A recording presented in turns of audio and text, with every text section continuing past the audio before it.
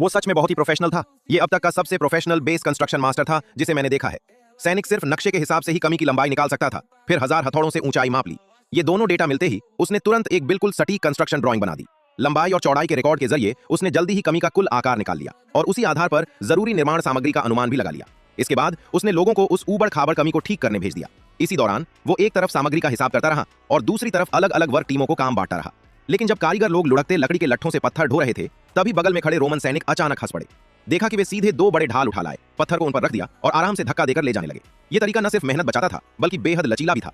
यहां तक कि हमारे लोंगशू ने भी देखकर सिर हिलाकर तारीफ कर दी।